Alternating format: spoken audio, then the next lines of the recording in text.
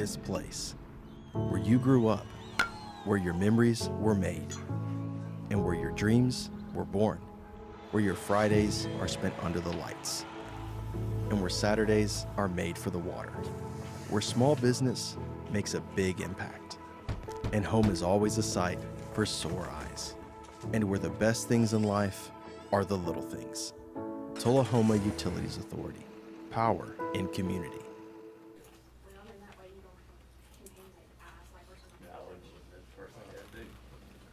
And you don't have to pull the arm up. We're on live. Oh, we're ready to go. All right. Well, welcome everyone to the TUA work session. There are no decisions made at this part of the meeting, but we have I bet you an excellent presentation on storm preparedness. Mr. Potter, would you take care of that for us, please?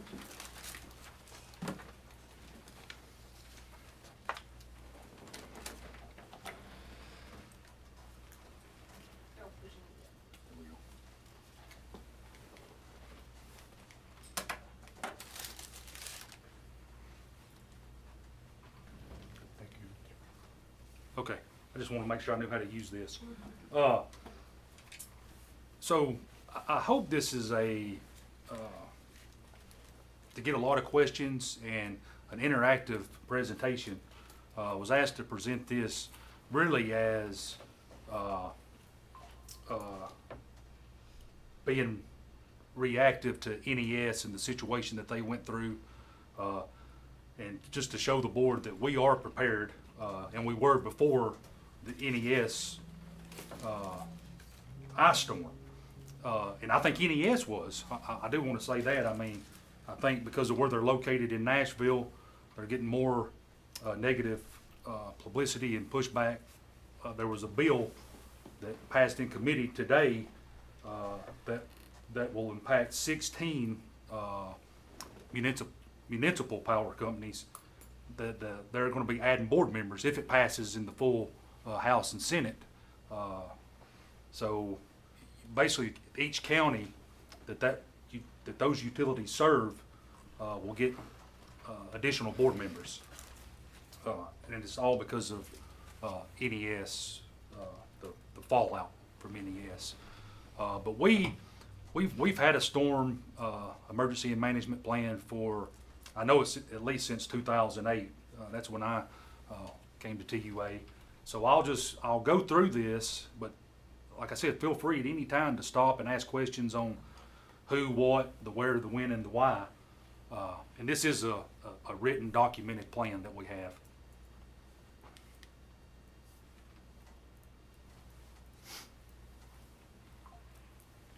So, this is really a daily practice before any forecast of a storm or anything. We're always in communication with our local emergency management teams, the fire department, the police department. They'll call us, if they see wires down. So we have good communication with them. Keep all of our employees' contact information up to date. Regular safety training. We follow the APPA safety manual.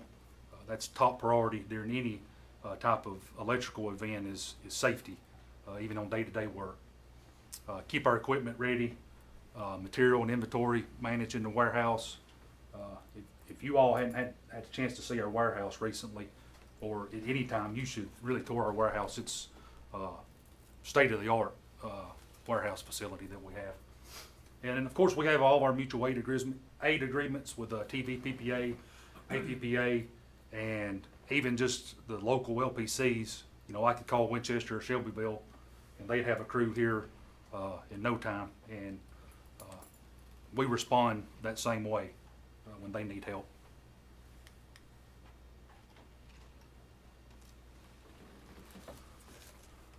So once we go into what I like to call storm mode, right back here in engineering is where our what I call war room is. You'll see it when you pass. It's the training room right off engineering. But that's where the team's getting dispatched. We have different dispatchers depending on number of outages, but our command center, if you will, is in engineering in the training room. So on a day-to-day basis, we have currently one dispatcher for electric, water, and wastewater. And she does great on a day-to-day basis. Now, if we go into a storm event where we're having widespread outages, we'll elevate senior engineering to be our dispatch. They understand the grid a little better and how to coordinate that. So they're always on standby to be called up to help with dispatch. And what is dispatch responsible for? Assigning crews, prioritizing the outages, and coordinating the restoration events. Any questions so far?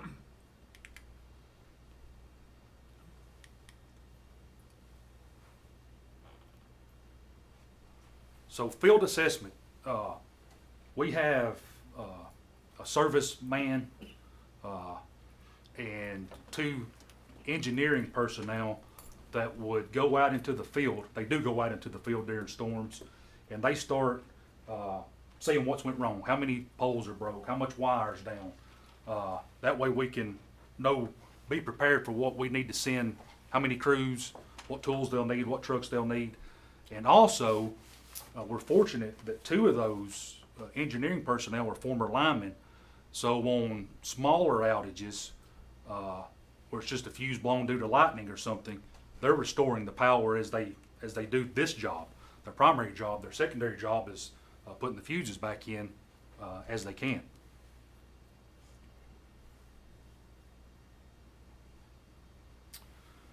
So this is probably the last major change that we did regarding storm work. Is prior to probably 2019-ish, if a storm came, we start getting these outage alerts. And what do? We immediately just start sending the crew to the outages. Well, what we've learned is when you do that, your crews will get tied up on outages that affect 10 to 20 customers. And it could be a broke pole.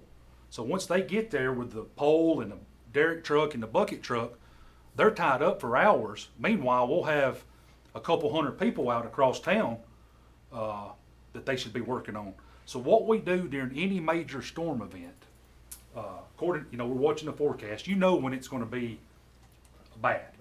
So instead of sending the crews out immediately, we meet right here in the training room and we let it pass. And we see what we're dealing with. And then we'll start assigning the crews based on the number of outages. And also, Circuit 394, which is the hospital, of course, we'll prioritize that circuit. That circuit is, there's not a lot of trees to deal with. It's a very reliable, redundant circuit. So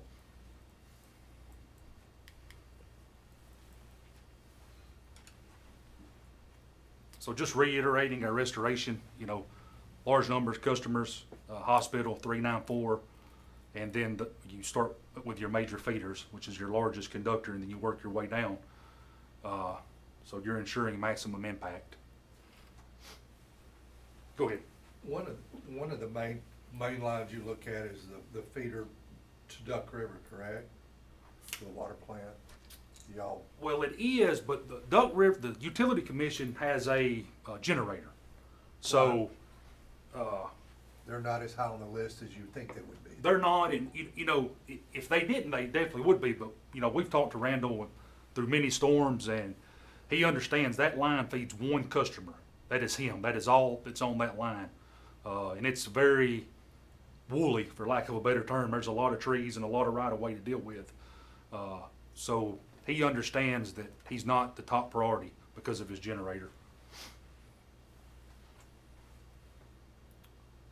I will pause there for, I'm going to go off track here because they would actually be affected by that. But Duck River is our customer out in Coffee County. So just to make you all aware, there's another bill up in the legislature that would allow cooperatives, electric cooperatives, to purchase municipality facilities that are outside the city limits. And when the city annexes we would not be allowed to purchase their facilities. So they wouldn't be able to get light tube. The rates would be higher because our rates are lower than the cooperative. So there's several bills that are in Nashville because of the Winter Storm Fern.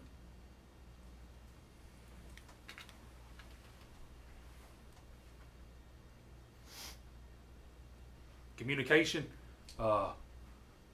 radios. We are very thankful for what this board did a couple meetings ago. We have our radios. The crews are utilizing them. They're great. And what that does is it lets the entire team know what's going on out in the field.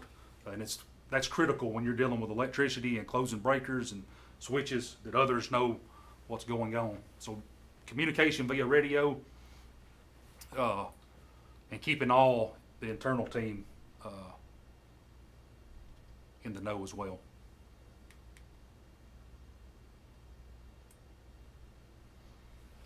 Yep. Going back to communications, I see that's internal and just among us. My question, and you may bring this up sometime, is external communication to our customer. Yep, I'll get there. Okay, thank Yep, you. I'll get there.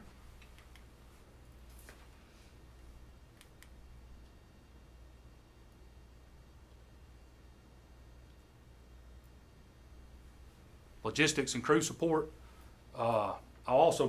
This will be on another slide, but we have 91 employees here now.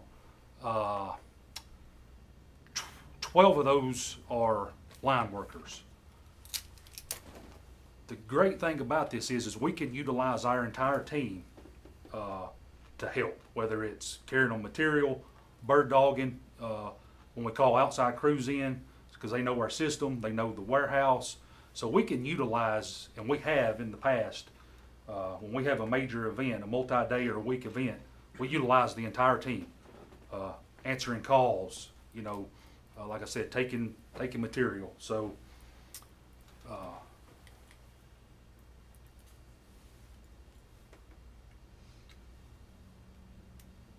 this is different than the prior crew support as far as material and all that good stuff. This is the first thing we're going to do when we are forecasting a multi-day event is Miss Shannon calls Holiday in and says, hey, we need a block of rooms.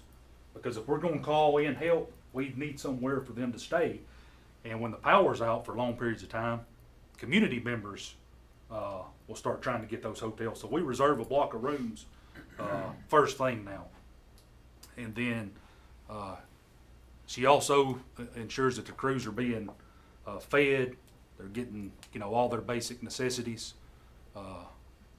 We learned a lot from 2016 tornado that hit us, and that was a week-long event. So a lot of these things were born because of the 2016 tornado.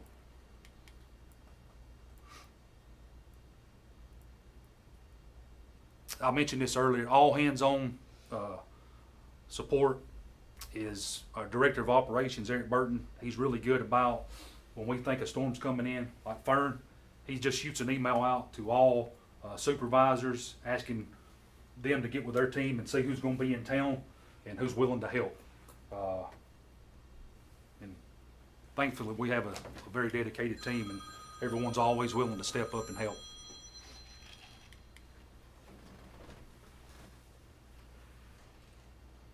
Mutual aid, I talked about that earlier. TVPPA, APPA. For us, TVPPA coordinates that. Caleb Hall does a phenomenal job coordinating mutual aid during Fern. It was, unbelievable, him managing where all the different crews were going to assist. We also could call, Delta or Service Electric in ourselves. They work on our system. So they're somewhat familiar with it.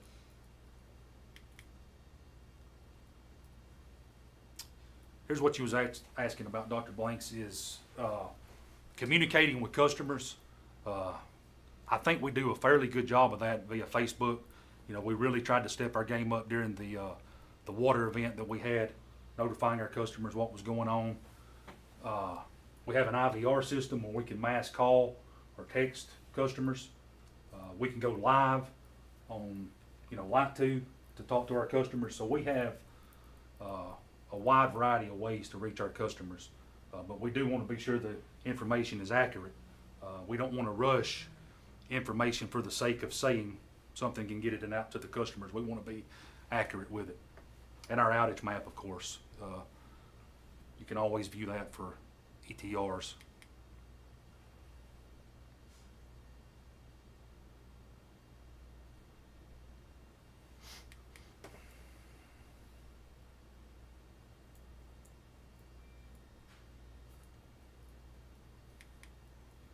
That's just some of the same things I spoke on already.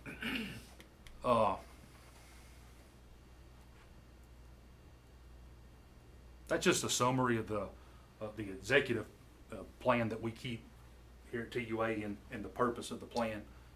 I won't read all that out, but we can provide a copy of our plan to the board.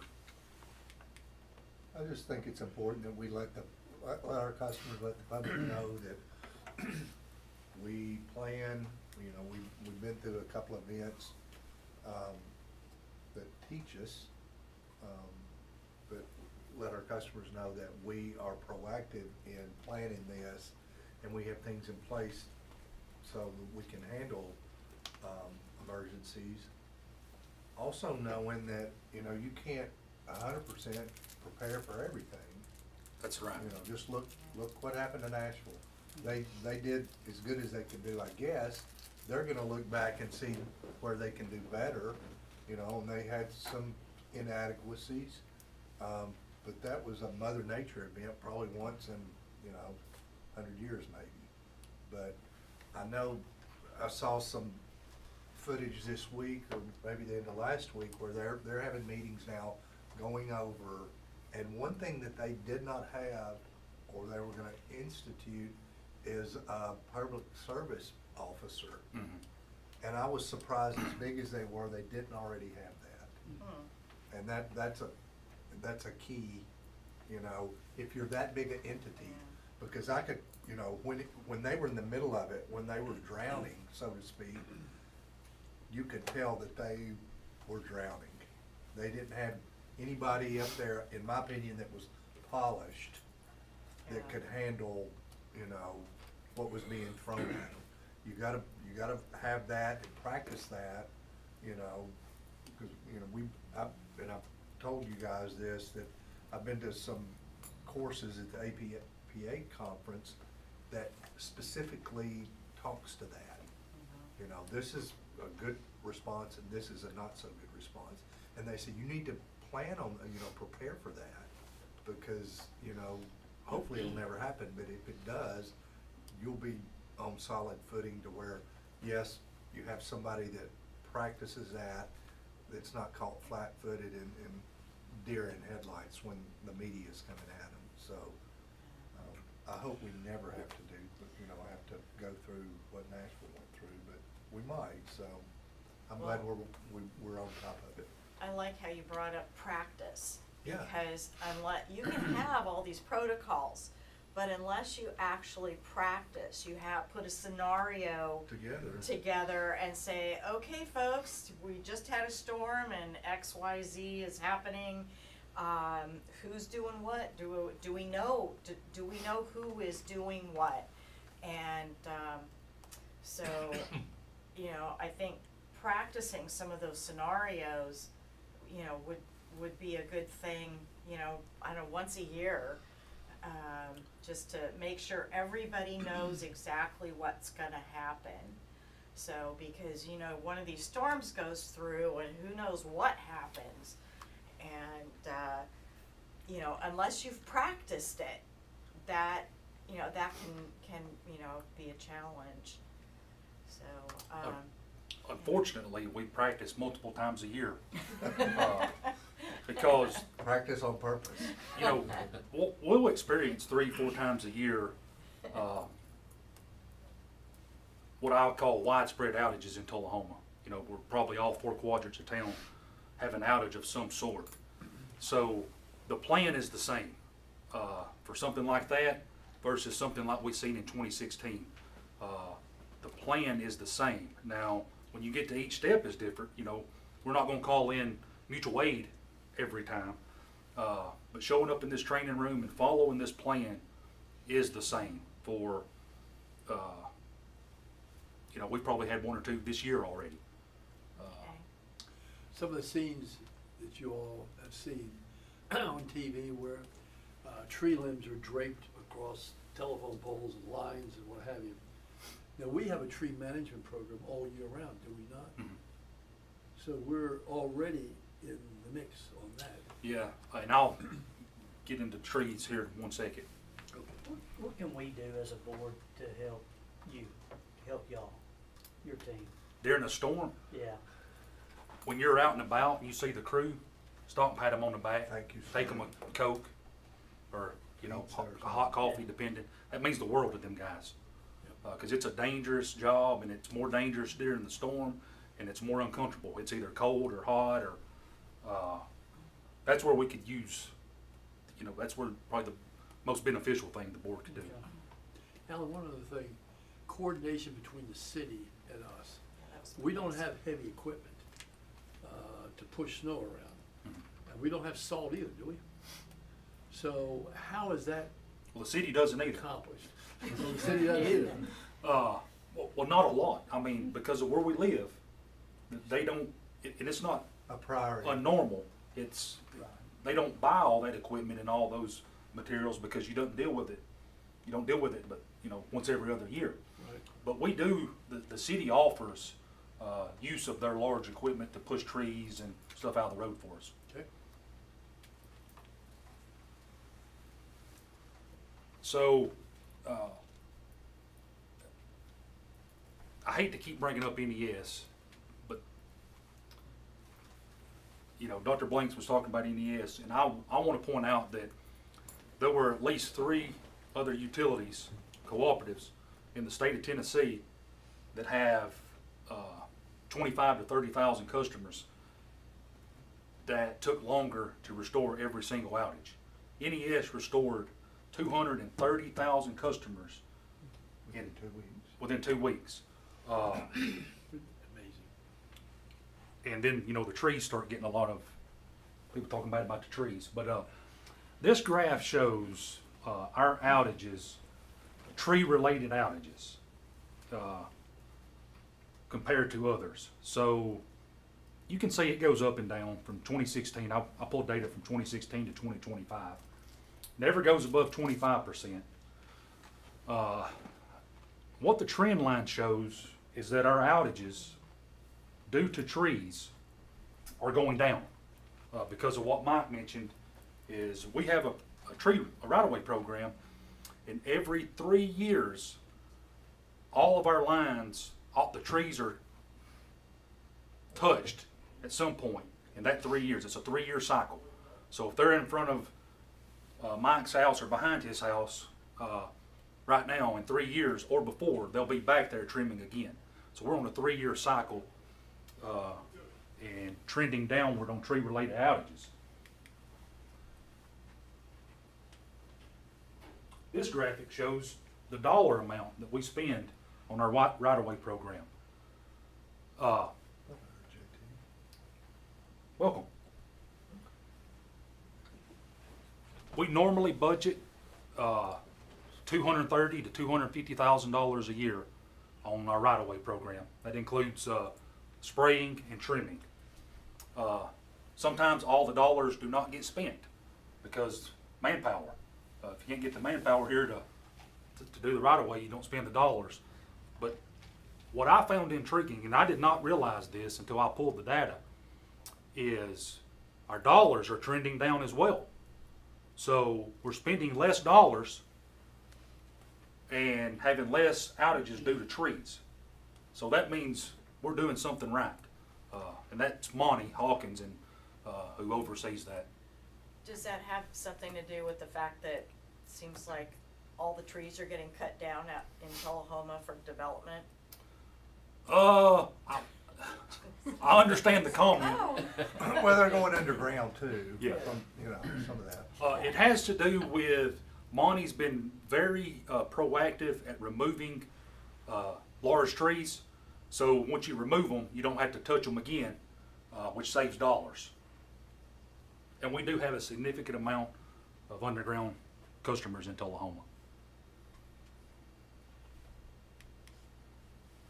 Is that code now? New developments have to be underground, or are they just doing that? That is not a policy, but it's cost effective, so it works out best for developers and for TUA. Most of them are doing it. Yep. We haven't had an overhead development in, I'd say, 15 to 20 years. That would come from the planning commission? Who would that come from? Us. Yeah. To say we want it underground? Yep. Because we do the design of the electrical. What, most entities our size, what's their policy towards that? I don't know their policy. I know that Duck River still allows overhead, and they're mostly overhead in their subdivisions. Maybe something we wanna consider. I mean, I don't wanna be, but it's best to be underground, right? Oh, yeah, yeah. You had me worried. I thought you was talking about reconsider. Yeah. No, keep it underground, but, you know, are we just leave it like it is and we're fine? You're fine because they're not gonna pay more to have overhead. Because you gotta have guying, anchoring, and that's dollars. The labor to set the poles, So it's cheaper to go underground? Yes. Initially? Mhm. Okay. yeah. So it would be awful easy for me to get up here and talk about how good TUA is and go have a seat and have you all believe it. So I wanted to bring facts, not just opinion. And safety, I know that's hard to, understand, system average interruption frequency. But what that means is how often outages happen. So our customer is experiencing, this is average, 0.78 outages a year. So less than one outage a year, on average, does our 11,000 customers experience. And you can see we're a little bit above all utilities. Utilities in our region, we're better. We're anything below 1 is really, really good. All utilities across the state, or all? All public A- power utilities. APPA. APPA, yes. Customer average interruption duration. That's how fast we fix an outage. We're good at that. And it's 60 minutes, but I think the number is, well, I know the number is skewed because of storms and large outages with a large number of customers that take a couple hours to fix. That skews this number. If you get a transformer outage or lightning outage in Tullahoma, you're going to probably be back on within 30 minutes. But this is the average, 1 hour.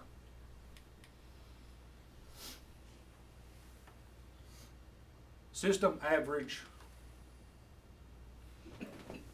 interruption duration. So the total customer impact is 47 minutes a year on average that our customer would experience a power outage.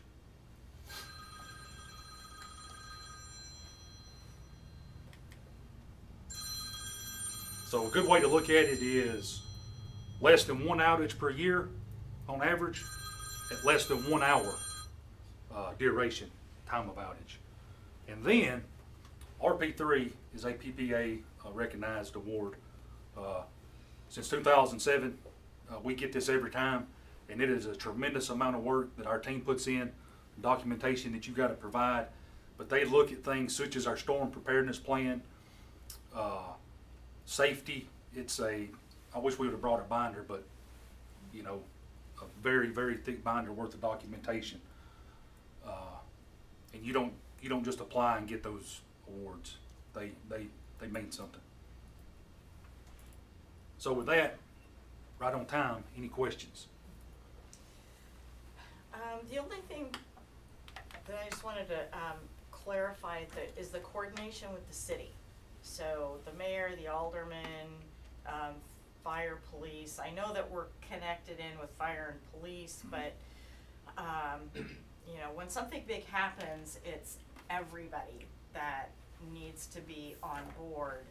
So how are we connected in with the city? So if what I call natural disaster occurred, what would happen is the fire department sets up a command center. And then utilities, fire, police, public works will have a representative at this command center that's communicating with them and then their utility or their entity. Okay. So for communication, but yeah, that is a written document, probably at the fire department, but that is discussed. It was yearly, and you know they've had some turnover, but that is a plan.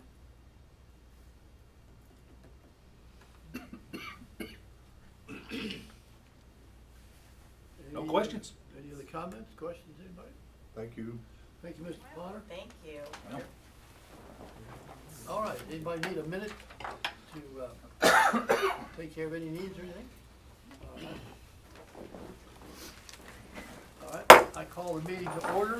This is the March 31st, 2026 regular board meeting. I'd like to welcome everyone, especially those of you out in TV land. Appreciate you being with us. I'm Chairman Mike Stanton. First item on the agenda is to approve the agenda. Do I have a motion? Move to approve. All right, we have a motion. We have a second? Second. All right, we have a motion, a second. Any discussion or corrections? All right, all in favor say aye. Aye. All those opposed? All right, that passes. Next item on the agenda is to approve the previous meeting minutes of the February meeting. Do I have a motion? So moved. All right, we have a motion. And how about a second? Second. All right, we have both. Any discussion or corrections? All in favor say aye. Aye. Opposed? Motion approved. Do we have any customers present with any comments on the agenda items? I see none, so we'll move on to the next item, which is recognitions. And the first recognition, we received a letter from the Friends of Short Springs expressing appreciation for the donation of the 8 acres. And this came from the president of Friends of Short Springs State Natural Area. That's Joan Hardvixen. And we appreciate you, Joan, for appreciating us. Oh my. On behalf of the Friends of Short Springs State Natural Area, I want to thank you. I want to thank Tullahoma Utility Authority for your generous donation of the 8 acres of land along Bobo Creek to the state of Tennessee. This land will be a significant addition to Short Springs. The donation will allow for a long-term conservation and protection of rare resources, specifically the Barren's top minnow, as well as other rare species of flowers. Again, thank you for your support, Ms. Hardvixen. We have another recognition. Thank you. And this came from NES, National Electric System. I can't thank you enough for the generous help during the ice storm. Your team represented you and TUA very well. Please stay safe. Brad Heck, who's with the National Electric System. And it's my understanding that he did not want to part with some of our people. Is that right? That was multiple utilities. Give them back. Well, we're all proud of our guys and gals to offer their help to our neighbors who obviously need it quite badly, especially Nashville Electric System. All right. The next item on the agenda is to consider the recommendation of the President's Evaluation Committee. And our President, Ms. Patty Dean, would you like to comment on that, please? Yeah, so Mr. Welch and I met as the President's Evaluation Committee, and we put forward the following recommendation based on President Potter's evaluation. And so the memo reads, the President's Evaluation Committee has completed its annual evaluation of President Ellen Potter. The board recognizes and appreciates Mr. Potter's dedicated leadership over the past year. Whether communicating with the board, staff, or customers, Mr. Potter consistently demonstrates highly effective communication skills, a positive attitude, and a deep understanding of the issues facing Tullahoma Utility Authority and the utility industry. He has cultivated strong respect among community leaders and regional industry partners, positioning TUA to continue as an industry leader. President Potter received an average evaluation score of 4.96 out of 5 from board members, along with overwhelmingly positive feedback. These results reflect strong confidence in his leadership and a deep appreciation for his commitment to both TUA and the Tullahoma community. He has consistently proven to be driven, forward-thinking, and committed to advancing the strategic initiatives established by the board. His leadership continues to strengthen TUA's mission and enhance the organization's ability to serve our community. Based on the evaluation results and his continued performance, the committee recommends a 7% salary increase in addition to the annual cost of living adjustment.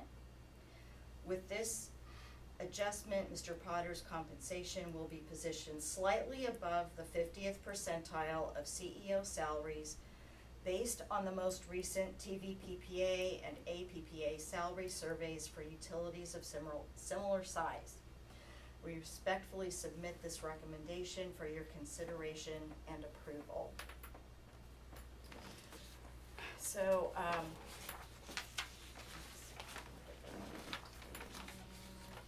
so I just had a couple of, I don't know when we probably make need to motions make and the that sort motion of, then. yeah. I make a motion that we approve the President's Evaluation Committee recommendation of the 7% salary increase with additional COLA adjustment. I'll second that motion. So, Appropriate for the President or for the Chairman to do that? See Doesn't why bother not, do you? me. Anyway, I second the motion. Now we can have discussion, all right. then we'll vote. So, where my notes went, anyway. Just a few things. Oh well. So, Mr. Welch and I had a really great discussion, and I really appreciate the board's work in putting forth and doing the evaluation. There are a lot of aspects that go into this evaluation process, getting feedback from staff, just looking at his overall performance, where he's come to us, where he's taking TUA, as we saw in the presentation, on preparedness.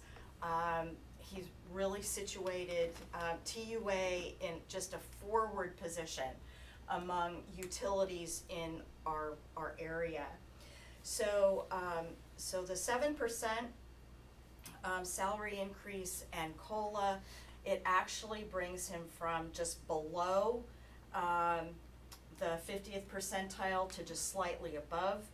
And it was kind of interesting. We looked back, and that is, so he's basically right up at about where Mr. Brian Skelton was when he left 2 years ago.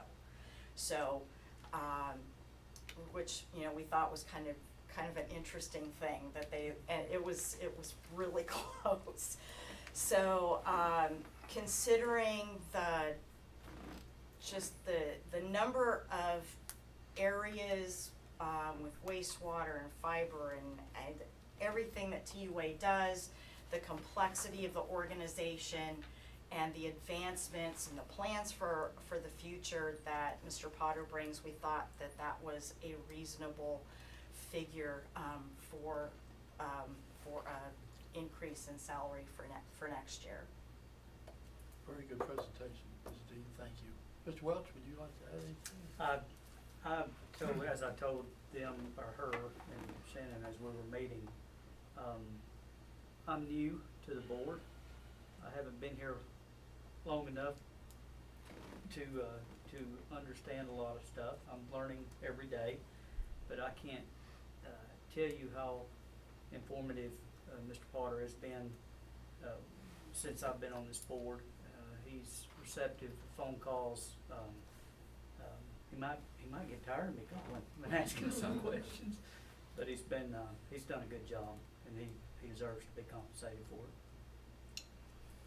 Very good, very good. I think the way that Mr. Potter has implemented the strategic plan that, ironically, Mr. Northcutt is here, who kind of started in that direction. So I think that speaks of itself, in and of itself, just as the implementation of the strategic plan. And also, this 7% sounds like a pretty handsome salary increase, but we're catching up. We're catching up. His initial salary was well below the 50 percentile of CEOs who manage utilities of our size.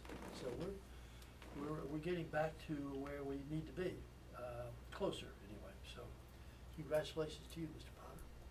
That's, We're gonna vote.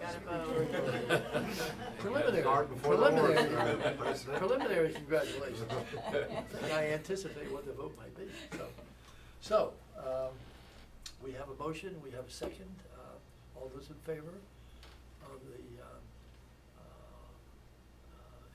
the statement by Ms. Dean and also her recommendation, please say aye. Aye. Those opposed? All right. Now, congratulations, Mr. Potter. Thank you. Okay, committee reports. Policy committee, Mr. Thomas not here, but apparently we don't have a report then. The rate committee, Dr. Blanks. Nothing as of yet. We will be forthcoming with recommendations in the future. Okay, all righty. Departmental reports.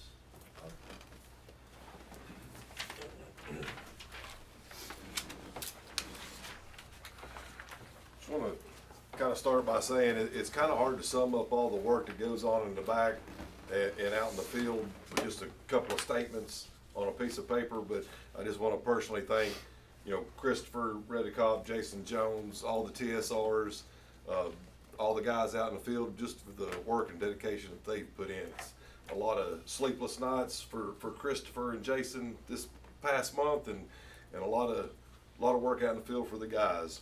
But with that, our migration from the existing Calix EXA system to AXOS, we are 50% complete.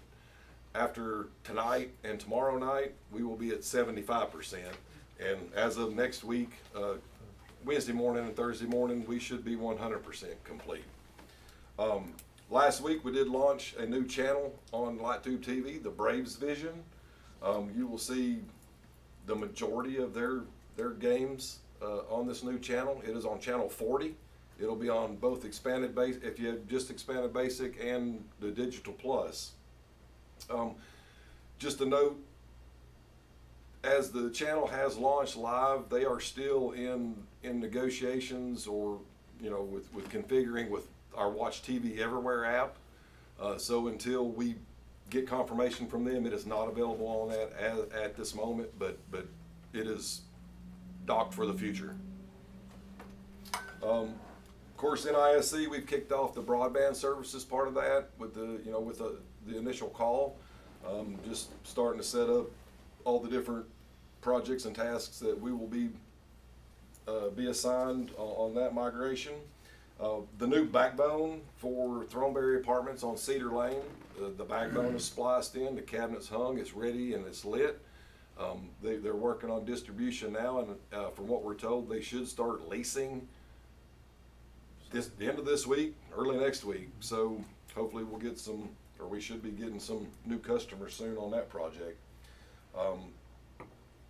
Couple of different, just small projects going around across town, just keeps everyone busy. And then, of course, fiber for February of '26 was a plus 15.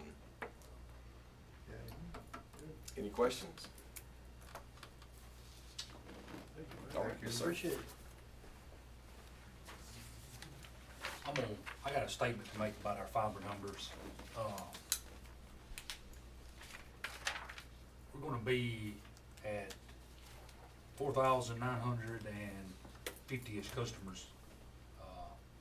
So last year, our team was challenged, or I took it as a challenge from our former chairman to get us to 5,000 customers. We'll have a party, pizza party. And, and I remember it, and a lot of people thought, well, that's not gonna happen quickly. And because of our customer support, TSRs, and all the people that Brian mentioned, we're probably gonna blow by 5,000 in a couple of months. That's great. Wow. Jason?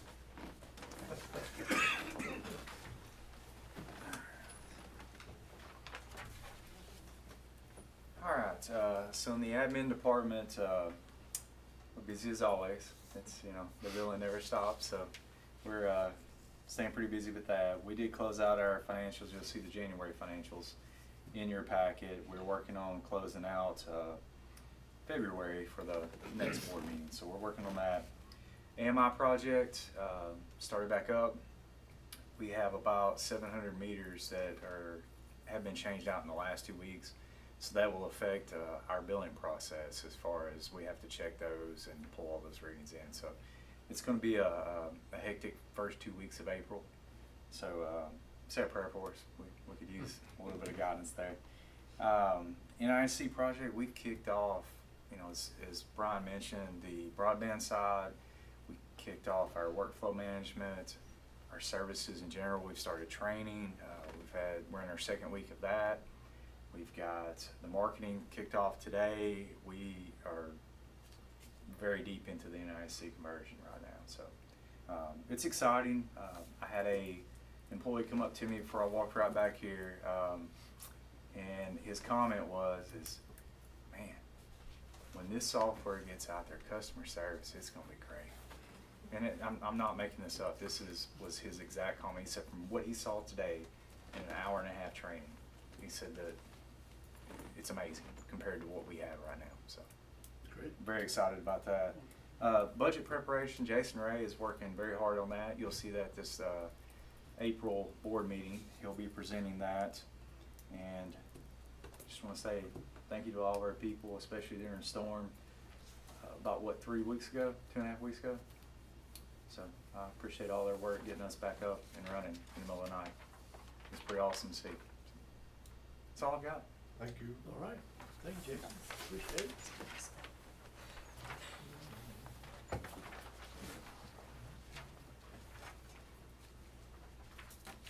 I'd like to start by expressing my appreciation for all the water and wastewater people. They made it through another winter. It's tough. The outside crews, the guys at the wastewater plant, even the engineering crews, they're out in the weather a lot. So they're kind of in a sweet spot now, good weather for a while before it gets hot. And I just appreciate the work they do. And sometimes it's very terrible conditions they have to work in. I'll give you an update on some projects we have going on.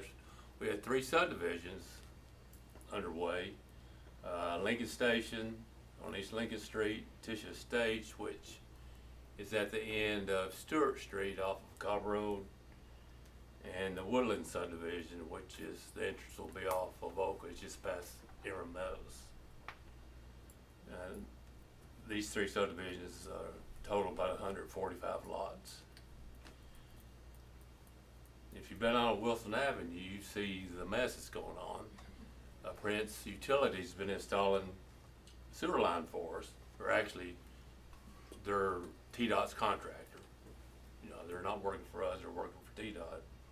So this is the last of the water and wastewater infrastructure to be done out there, and hopefully that will be done within a week.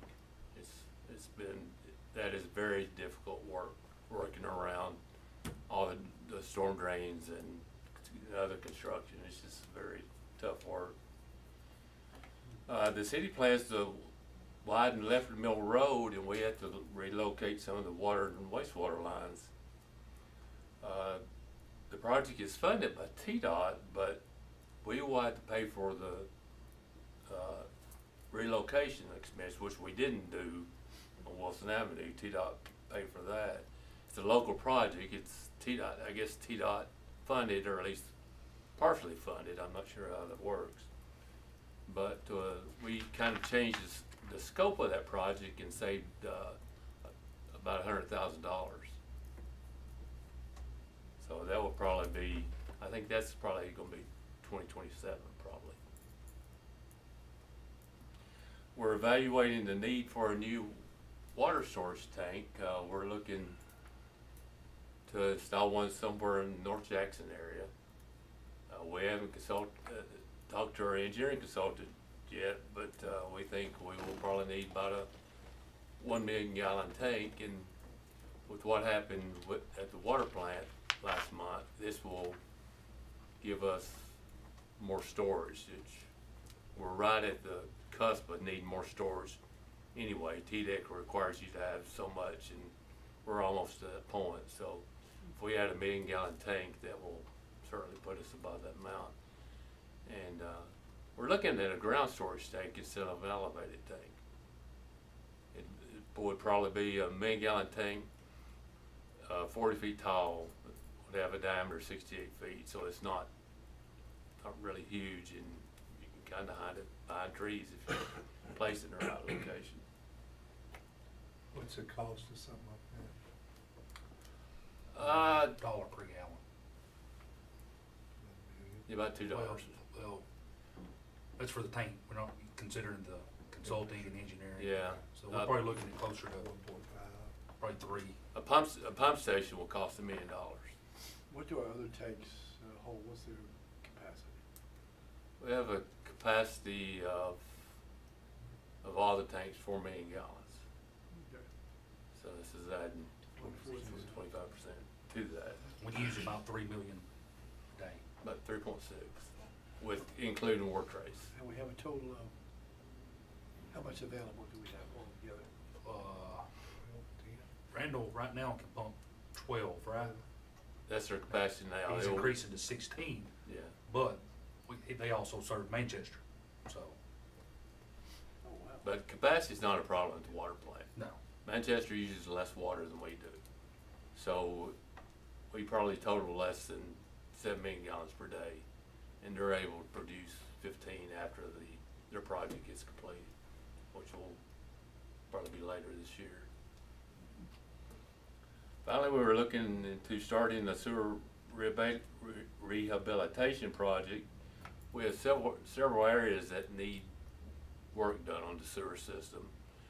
The first project area would probably be East Lincoln Street. And there's some other remote areas that, just small sections of sewer line that will have to be either replaced or rehabilitated. And by rehabilitated, I mean, there's a method where you install a new pipe inside the old pipe. It's called cured in place pipe.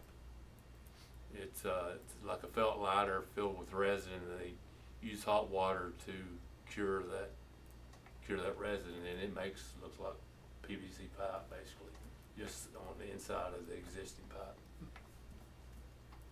Where do we stand on the water leak detection? Ongoing. No, we'll probably be bringing a recommendation to the board to use a contractor to come in and complete the entire system much quicker than we could in-house. So they'll come in and do the whole thing at one time? How long will that take? I think they said it would take, we talked to a company that does that, it'd take 2 men 3 months. So it takes a good while. Okay. They go and check every meter, they have listening devices, and they check every meter, every fire hydrant, and most of the valves, so there's a lot of points they have to check, so it takes a while. And it's a lot more expensive than I thought it would be.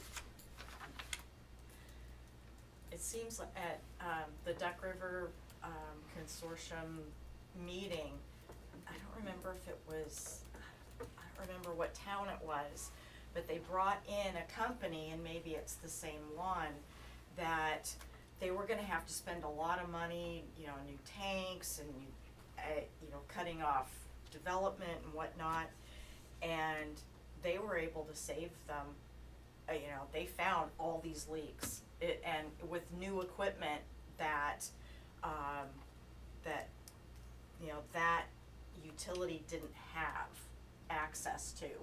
So hopefully, they're gonna do a great job for us. When we find a leak, we repair it very quickly, but there's leaks that we don't know. Right. Don't know. So, that's all I have. Thank you. Thank you, Dale. So when we do when we bring these contractors in, not the problem, but they're gonna find a lot of leaks, and we need to fix them.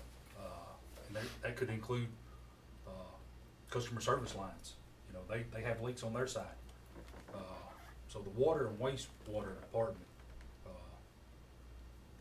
the new tank that we need, the rehabilitation, these are large projects. So we'll probably be bringing, in a few months, probably a bond recommendation to the board. You know, it's really, it's not optional, you have to maintain your systems. And that's just where we are right now. We know we have leaks. How much are we losing per day?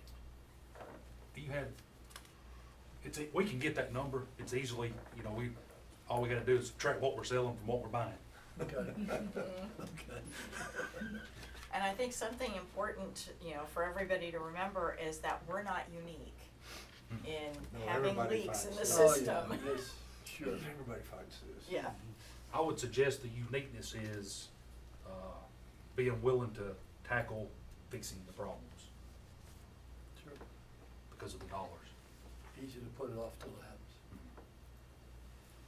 All righty. All right, let's go to board member comments. We'll start with Mrs. Dean.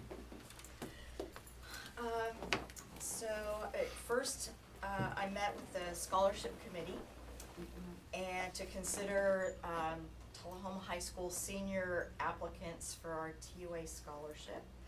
And those will be awarded, at their awards night in May, and it's gonna be exciting. So I thoroughly enjoyed reading our Tennessee Connections magazine, and the Light Tube Invests in Tullahoma article was really great because it reinforces this is a really complicated organization with a lot of moving pieces, and how when people do use TUA and buy Light Tube, you're really investing in the community. So there's a lot of details, so I encourage everybody to take a look. Also, the article on the wastewater system and how it works and what happens when your water goes down the drain, and I found myself wanting to draw a diagram. I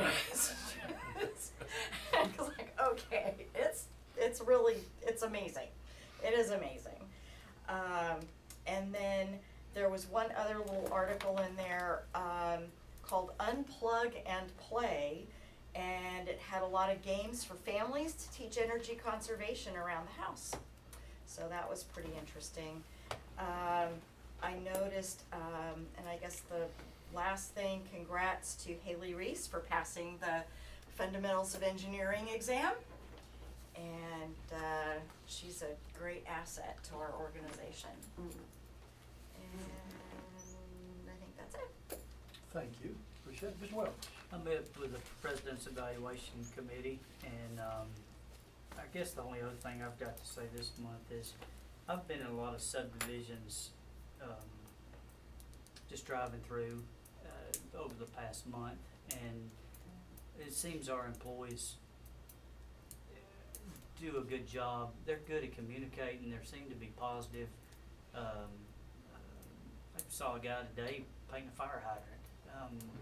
I didn't even know that we did that, but he was taking a lot of pride. I sat and watched him while I was eating lunch, believe it or not, from my window at my house, and he was taking a lot of pride in what he was doing, and he was waved and everything, and it's good to see people seem to enjoy their jobs.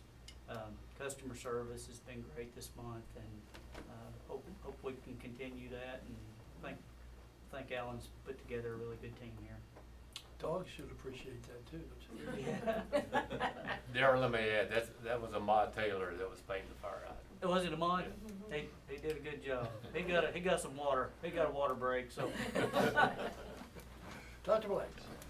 Thank you, Mr. Chairman. I don't have much to add. Thank you for the President's Evaluation Committee. I've been on that and being the chairman of that, and it's always good for everybody to get their evaluations in and then going forward from that. I think it's a well-deserved increase for the man that leads us. I think he does a great job. Going forward, that's all I know that's what we're gonna be doing, great things. I'd like to thank the crews that were out in the bad weather. I mean, we had a snow event last month. We had, wind stuff and power outages, and tree down the road from me blown over, but they were quick to get out and get it fixed. So I think we do a real good job of that. If you, somewhere in one of the reports that we get, we have like, the rating is like 99.8% or whatever that rating is, or where we get on it. So, I'd like to sit in other board members or board meetings and other utilities and see if anybody is as good as we are. I would put us up against anybody. So, and that goes back to our leadership, and that goes back to the employees that we've hired. So, kudos to everybody that works here. That's all I have. Thank you, Dr. Blanks. You're welcome. Appreciate that. I want to thank you, Ms. Dean and Mr. Welch, for your work on the presidential evaluation. My wife and I are in the travel business, and we find a hotel that's got a 4.5, 4.6. If we found one 4.96, I think we would just absolutely wouldn't believe it. So, congratulations to you, Mr. Potter, for such an incredible rating. Kudos to our support teams that went to Nashville and to Mississippi too, right? Mississippi, Dixon, Nashville. That's great. That is great. Mississippi was for fiber. Okay.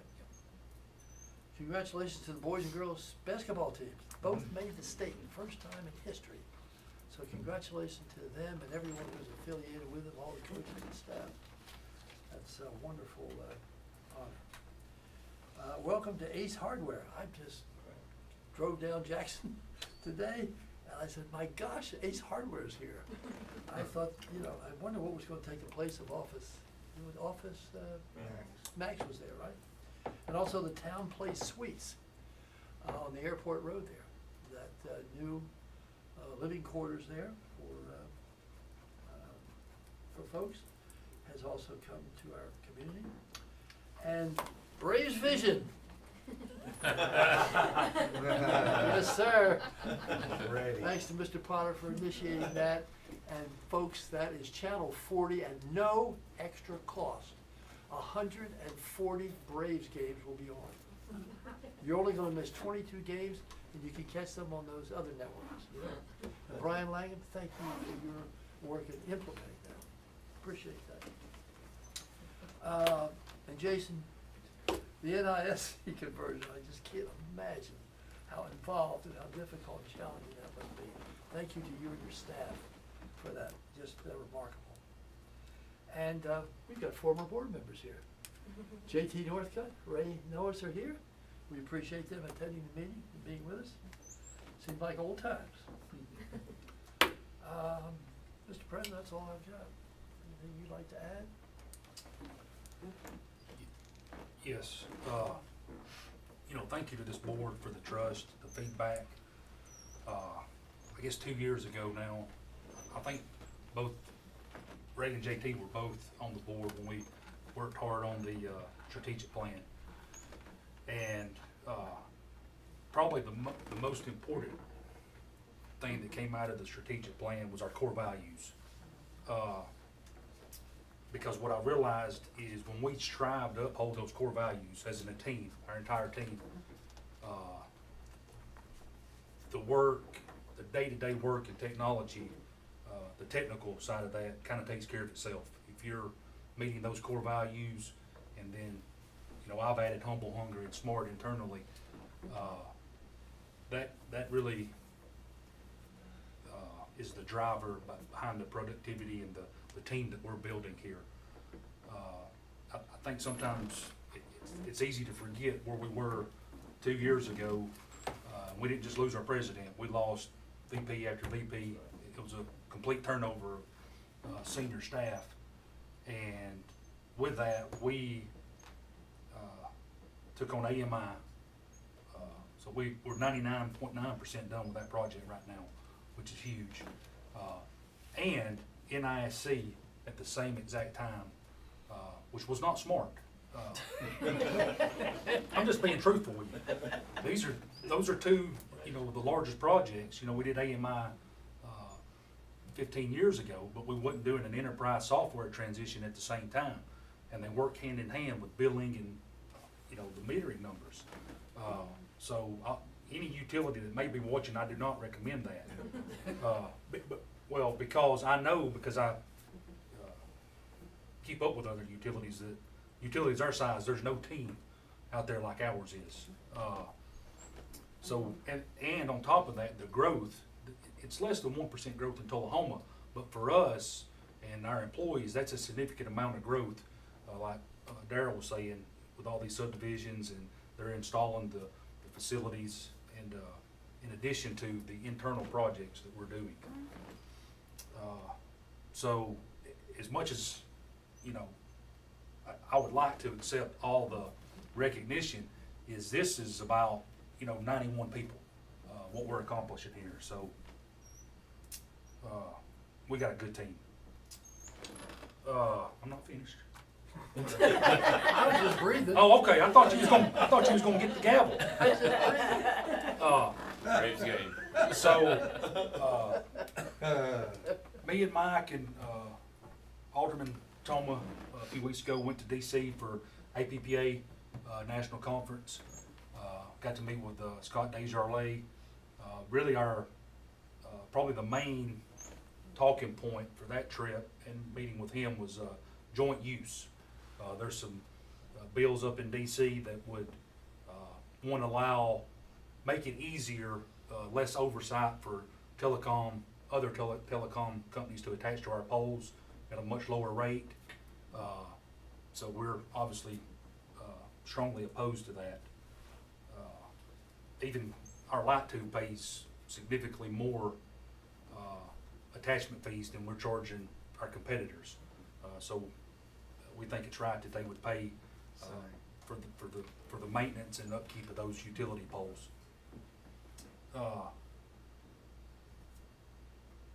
I think I'm finished. So with that, Are you sure? with that, I hope everyone has a happy Easter. It's a special week, and hope everyone has a happy and blessed Easter. Absolutely. Thanks to anyone that's out there on TV land that works for TUA and been out in the field during this winter, or you've been inside regardless. And we thank you for your work. And Shannon Hamlin, right over there, is one of our key people in this organization. I don't know what we do without her. We want to thank her for her work. All right. Everybody all right with adjourning this meeting? Ding dong. Meeting